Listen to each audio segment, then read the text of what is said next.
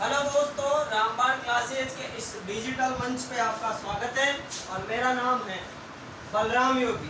और आज अपन बात करने वाले हैं रणथंभौर के इतिहास के बारे में।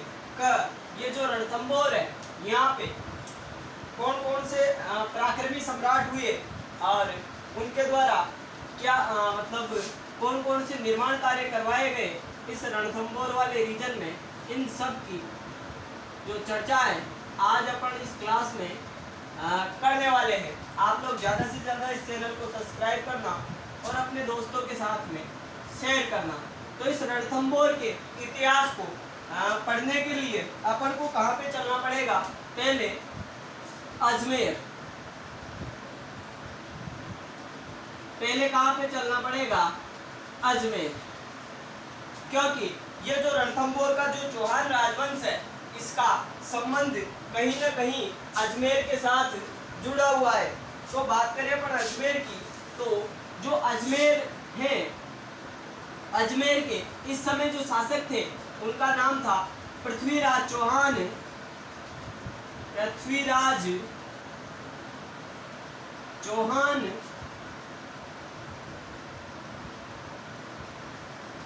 तृतीय, मतलब थर्ड। मैं क्या बता रहा हूँ आपको, रणथंभौर के इतिहास के बारे में अपन बात कर रहे हैं, लेकिन रणथंभौर के इतिहास को पढ़ने से पहले अपन को कुछ ऐसी मतलब मैं आपको ऐसी नॉलेज बताना चाहता हूँ जिससे आपको रणथंभौर के इतिहास के बारे में पढ़ने में आसानी होगी। तो मैं अभी क्या बता रहा हूँ आपको, अजमेर के जो शासक थे उनका नाम था पृथ्वीराज चौहान तृतीय। और बात करें यहाँ पे कन्नौज की, यहाँ पे बात करें अपन गजनी की, गजनी। और गजनी के शासक की बात करें, ये गजनी के शासक की अगर बात करें तो यहाँ का जो शासक था उसका नाम था मोहम्मद गोरी। मैंने अभी तक आपको दो बातें बताई है, अजमेर के शासक पृथ्वीराज चौहान थर्ड, उसके अलावा गजनी। ये गजनी स्थान कहाँ पे पड़ता है? अफगानिस्तान में। अफगानिस्तान में, अफगानिस्तान। तो गजनी का शासक कौन था? मोहम्मद गोरी, जिसको अपन शिहाबुद्दीन गोरी भी कहते हैं। उसके अलावा कन्नौज की बात करें तो कन्नौज के जो शासक थे, इन शासक का नाम था जयचंद गढ़वाल। अभी तक मैं आपको तीन बातें बताने जा रहा हूं। मैंने आपको बताया गजनी अफगानिस्तान का शासक मोहम्मद गोरी, अजमेर के शासक कौन थे? पृथ्वीराज चौहान तृतीय। और कन्नौज के शासक कौन थे? जयचंद गढ़वाल। जयचंद गढ़वाल, जो गढ़वाल वंश के शासक थे, जयचंद गढ़वाल। और इन जयचंद गढ़वाल के एक पुत्री थी, और पुत्री का नाम क्या था? पुत्री का नाम था संयोगिता। संयोगिता, पुत्री का नाम बताया मैंने, संयोगिता। अब आपको पता होगा, जैसे मोहम्मद गोरी और पृथ्वीराज चौहान के बीच में जो तराइन का पहला युद्ध हुआ था, दोनों के मध्य में तराइन का जो पहला युद्ध हुआ था, यह युद्ध कब हुआ? 1191 ईस्वी में। और इस युद्ध में हुआ क्या था? पृथ्वीराज चौहान क्या रहे इसमें? तो पृथ्वीराज चौहान इसमें विजयी रहे। तराइन का जो पहला युद्ध हुआ था 1191 को करनाल हरियाणा में, इस युद्ध में पृथ्वीराज चौहान विजयी रहे और मोहम्मद गोरी की यहाँ पे हार हो जाती है। उसके अलावा तराइन का जब द्वितीय युद्ध हुआ, तराइन का जब द्वितीय युद्ध हुआ, और तराइन का ये द्वितीय युद्ध हुआ कब था? 1192 को। कब हुआ? 1192 को, 1192 ईस्वी को यह तराइन का पहला युद्ध था और यह तराइन का दूसरा युद्ध था। और दोनों युद्ध कहाँ पे हुई है? करनौल हरियाणा में। और इस दूसरे युद्ध में यह मोहम्मद गोरी विजयी रहता है। विजयी और इस पृथ्वीराज चौहान की इस युद्ध में हार हो जाती है।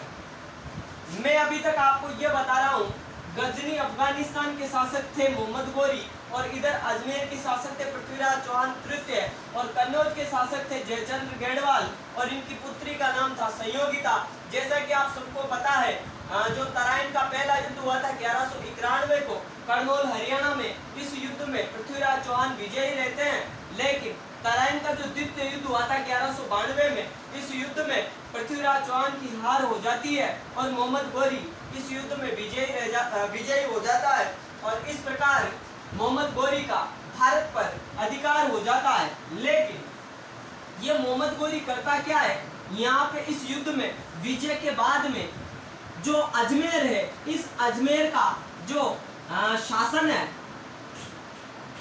अजमेर का जो प्रशासनिक अधिकारी है, वो किसको बना देता है, कुतुबुद्दीन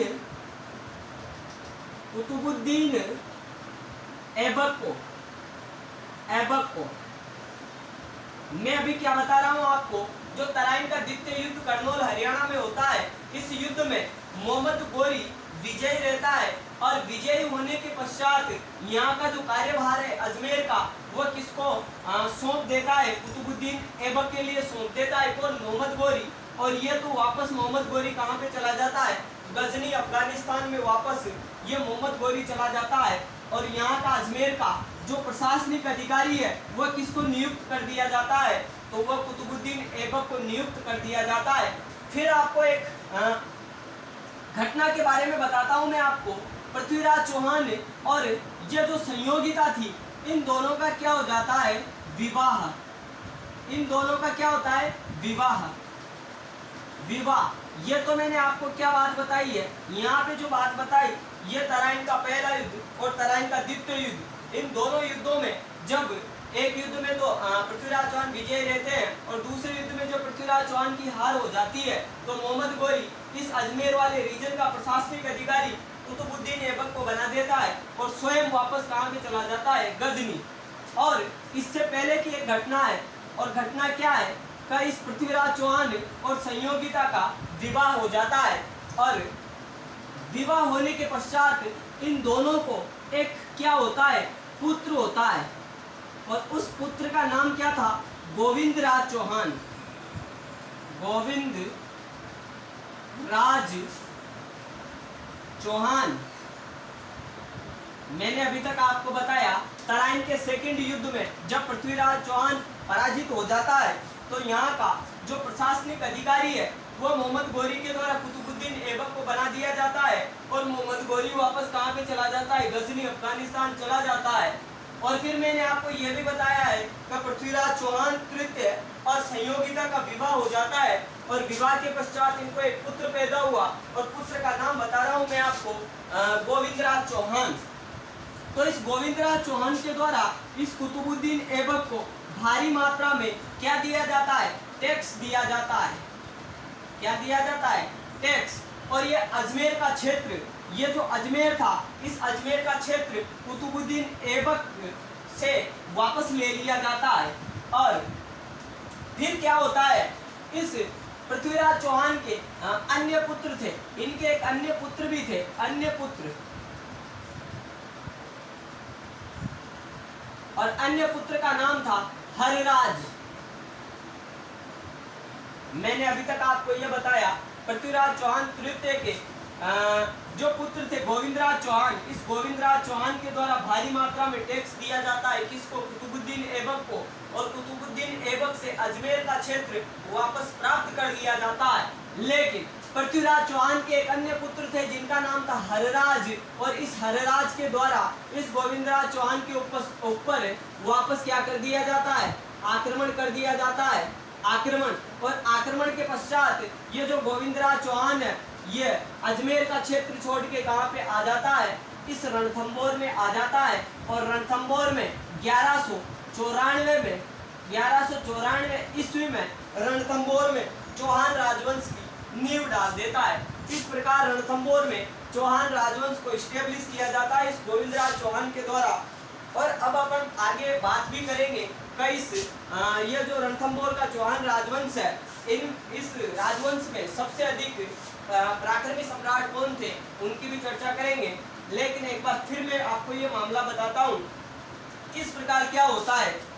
मैं आपको बता रहा हूँ या फिर मैंने आपको बताया गजनी अफगानिस्तान के शासक कौन थे, मोहम्मद घोरी। और मोहम्मद घोरी और अजमेर के शासक कौन थे, पृथ्वीराज चौहान तृतीय। इन दोनों के बीच में तराइन का पहला युद्ध होता है करनाल हरियाणा में, और इस युद्ध में पृथ्वीराज चौहान विजयी रहते हैं। लेकिन तराइन के द्वितीय युद्ध में पृथ्वीराज चौहान की हार हो जाती है और मोहम्मद घोरी के द्वारा अजमेर का प्रशासनिक अधिकारी कुतुबुद्दीन ऐबक को बना दिया जाता है। उसके अलावा मैंने आपको बताया पृथ्वीराज चौहान और संयोगिता का गंधर्व विवाह होता है और विवाह के पश्चात इनको एक पुत्र प्राप्त होता है जिसका नाम था गोविंदराज चौहान। इस गोविंदराज चौहान के द्वारा भारी मात्रा में टैक्स दिया जाता है कुतुबुद्दीन ऐबक को और अजमेर का क्षेत्र पुनः प्राप्त कर लिया जाता है। लेकिन पृथ्वीराज चौहान के एक अन्य भाई थे, पृथ्वीराज चौहान के अन्य पुत्र थे। अन्य पुत्र या अपन गोविंदराज का एक अन्य भाई भी बोल सकते हैं। इसके द्वारा हरेराज के द्वारा इस गोविंदराज चौहान के ऊपर आक्रमण कर दिया जाता है और ये गोविंदराज चौहान अजमेर का क्षेत्र छोड़ के कहाँ पे चला जाता है, रणथंभौर चला जाता है। और 1194 में इस प्रकार रणथंभौर में चौहान राजवंश को स्टेब्लिश करता है। इसके आगे की बात अब अपन करने वाले हैं। अनुमान है आपको ये मामला समझने में आ गया होगा। इसके पश्चात अब अपन आगे बात करेंगे यहाँ पे सबसे अधिक जो पराक्रमी सम्राट थे उनके बारे में। और रणथंभौर में जो पराक्रमी सम्राट है उनमें नाम किसका आता है, हम्मीरदेव चौहान का आता है। तो अब अपन हम्मीरदेव चौहान के बारे में चर्चा करने वाले हैं। तो बात करें अपन रणथंभौर के चौहानों के बारे में। रणथंभौर तो रणथंभौर के चौहानों में जो सबसे अधिक पराक्रमी सम्राट थे उनका नाम क्या था, हम्मीरदेव चौहान। हम्मीरदेव चौहान। रणथंभौर के चौहानों में सबसे अधिक पराक्रमी सम्राट कौन था, तो उसका नाम था हम्मीरदेव चौहान। उसके अलावा मैंने आपको ये बता भी दिया है कि किस प्रकार 1194 में अजमेर का क्षेत्र छोड़कर गोविंदराज चौहान रणथंभौर में आ जाता है और रणथंभौर में 1194 में चौहान राजवंश को स्टेब्लिश कर दिया जाता है। तो अपन रणथंभौर के चौहानों के बारे में बात कर रहे हैं और यहाँ के सबसे पराक्रमी सम्राट कौन थे, हम्मीरदेव चौहान। अगर इनके पिता की बात करें, इनके पिता का नाम था, अपन को बहुत सी किताबों में जय सिंह भी देखने को मिलता है। उसके अलावा अपन जैत्र सिंह भी उनको कह सकते हैं। तो इनके पिता का नाम जय सिंह या फिर जैत्र सिंह अपन लिख सकते हैं, या जय सिंह या जैत्र सिंह। उसके अलावा इनकी माता की बात करें तो माता का नाम अपन को मिलता है हीरा देवी। हीरा देवी माता का नाम। और पत्नी के नाम की बात करें तो पत्नी का नाम मिलता है अपन को रंग देवी या रंगा देवी। उसके अलावा इनकी पुत्री का नाम क्या था, तो पुत्री का नाम था देवल। देवल। अभी तक मैंने आपको यह बताया है रणथंभौर के चौहानों में सबसे अधिक पराक्रमी सम्राट कौन थे, तो आपका आंसर आना चाहिए हम्मीरदेव चौहान। इनके पिता का नाम जैत्र सिंह या जय सिंह और इनकी माता का नाम हीरा देवी था, पत्नी का नाम रंगा देवी और पुत्री का नाम देवल था। उसके अलावा इनको कुछ युद्धों का विजेता भी बोला जाता है, जैसे 52 युद्धों का नायक या विजेता राजा मालदेव को बोला जाता है जो मारवाड़ के शासक थे। उसी प्रकार इनको 16 युद्धों का विजेता भी कहा जाता है। हम्मीरदेव चौहान को 16 युद्धों का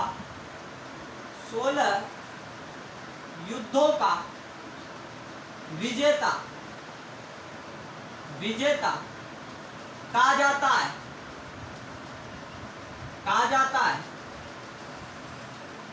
कहने का मतलब इस हम्मीरदेव चौहान के द्वारा इसके मतलब शासनकाल में कुल 17 युद्ध लड़े गए थे, जिनमें से 16 युद्धों में इसने जीत हासिल की। इसी कारण 16 युद्धों का विजेता भी इस हम्मीरदेव चौहान को कहा जाता है।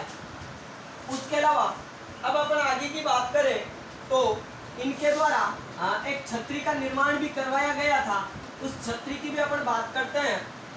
हम्मीरदेव चौहान के द्वारा 32 खंभों की छतरी का निर्माण करवाया गया। 32 खंभों की छतरी का निर्माण करवाया। मैं क्या बता रहा हूं आपको, इस हम्मीरदेव चौहान के द्वारा अपने पिता जयत्र सिंह या जय सिंह की स्मृति में 32 खंभों की छतरी का निर्माण करवाया। कितने खंभों की छतरी का निर्माण करवाया?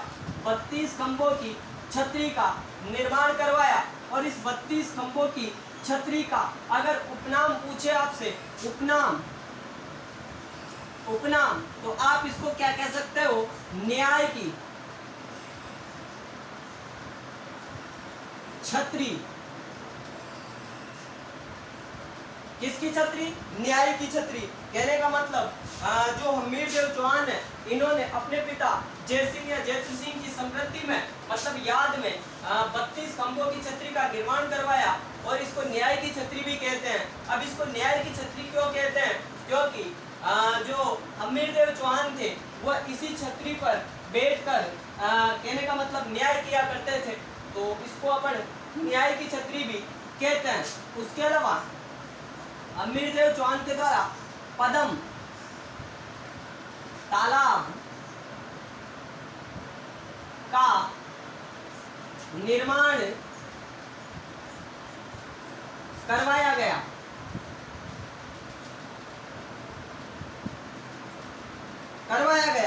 तो हम्मीरदेव चौहान के द्वारा यहाँ पे पदम तालाब का निर्माण भी करवाया गया था। और किंवदंतियों के आधार पर ऐसा माना भी जाता है कि जब अलाउद्दीन खिलजी के द्वारा यहाँ रणथंभौर के ऊपर अटैक किया गया था, उस समय जो हम्मीरदेव चौहान की जो पुत्री थी देवल, उसके द्वारा अपने हाथ में पारस लेकर इसी पदम तालाब में कहने का मतलब आत्महत्या कर ली गई थी। और ये घटना कब की थी? तो ये घटना लगभग 10 जुलाई 1301 की थी।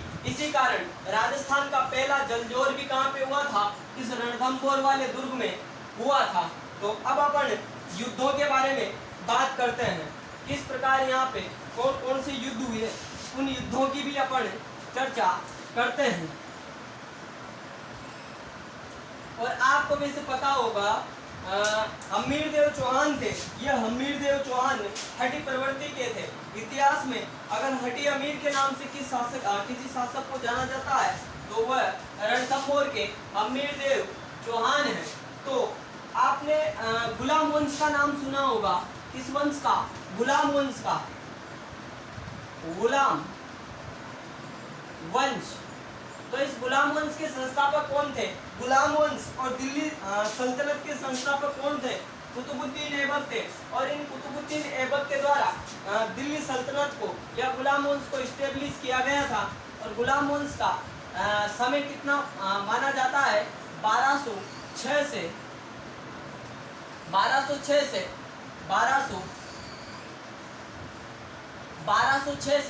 1290। उसके अलावा इस गुलाम वंश के खत्म होते ही अगला जो वंश चला, उस वंश का नाम था खिलजी वंश। खिलजी वंश। और इस खिलजी वंश का समय क्या माना जाता है? तो खिलजी वंश का समय माना जाता है 1290 से 1320। इस खिलजी राजवंश का समय माना जाता है। तो मैं आपको ये बताना चाहता हूँ कि हमारे ये जो रणथंभौर के जो हम्मीरदेव चौहान थे, हम्मीरदेव चौहान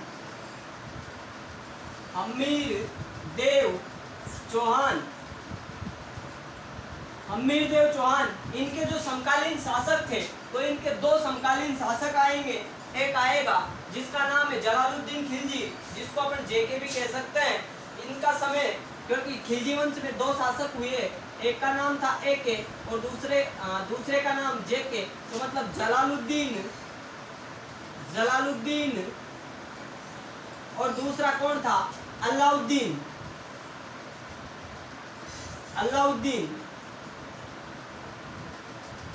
कौन था? इस खिलजी वंश को स्टेब्लिश किसके द्वारा किया गया था? जलालुद्दीन खिलजी के द्वारा किया गया था। और दूसरा शासक कौन था? अलाउद्दीन खिलजी। तो जलालुद्दीन खिलजी का जो समय था 1290 से 1296 तक था, 96। और जलालुद्दीन खिलजी का समय कितना था? 1296 से 1316 तक किसका समय था? इस अलाउद्दीन खिलजी का समय था। तो ये दो खिलजी शासकों के समकालीन रहे। कौन? हम्मीरदेव चौहान। तो इनके पहले समकालीन जो शासक आएंगे उनका नाम क्या है? जलालुद्दीन खिलजी। और इस हम्मीरदेव चौहान और जलालुद्दीन खिलजी के मध्य में एक युद्ध हुआ और युद्ध का नाम था झाइन का युद्ध। कौन सा युद्ध? झाइन का युद्ध। कौन सा युद्ध? झाइन का युद्ध। और झाइन का युद्ध हुआ कब? 1291 को। एक तरफ रणथंबोर, और रणथंबोर के शासक कौन थे इस युद्ध में? तो शासक आप बताओगे हम्मीरदेव चौहान। कहने का मतलब हम्मीर या हटी अमीर। और दूसरी तरफ इसमें शासक कौन थे? दिल्ली सल्तनत के जो शासक थे उनका नाम था जलालुद्दीन खिलजी। दिल्ली सल्तनत और दिल्ली सल्तनत के शासक थे जलालुद्दीन खिलजी। और इन दोनों के बीच में ये युद्ध हुआ। किसके और किसके बीच में ये युद्ध हुआ? तो ये युद्ध हुआ था किसके बीच में? हम्मीरदेव चौहान और दिल्ली के शासक जलालुद्दीन खिलजी के मध्य में। कौन सा युद्ध हुआ? झाइन का युद्ध। और कब हुआ? 1291 को ये युद्ध हुआ। और इस युद्ध में हम्मीरदेव चौहान क्या रहते हैं? विजयी रहते हैं। और इस जलालुद्दीन खिलजी की यहाँ पे क्या हो जाती है? हार हो जाती है। कहने का मतलब आपने कहानी तो सुनी होगी। मैं ऐसे बोलना चाहता हूँ, आपने वो जो चौथी और पांचवी क्लास में कहानी चलती है, एक लोमड़ी है ना, वो कहने का मतलब अंगूर की बेल से अंगूर प्राप्त करना चाहती है, लेकिन वह उन अंगूरों को प्राप्त उसके द्वारा अंगूरों को प्राप्त नहीं किया जाता है। तब वो क्या बोलती है?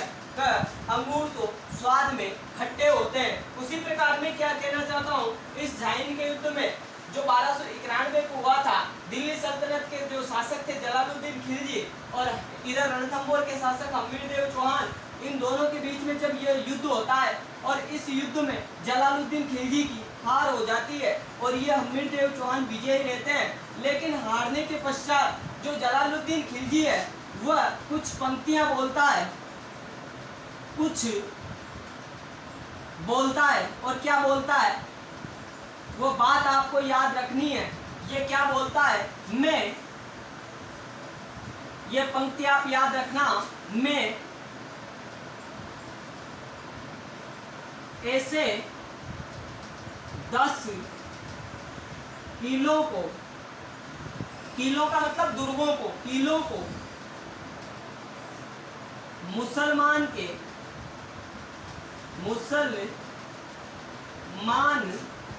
सैनिक के सिर के बाल के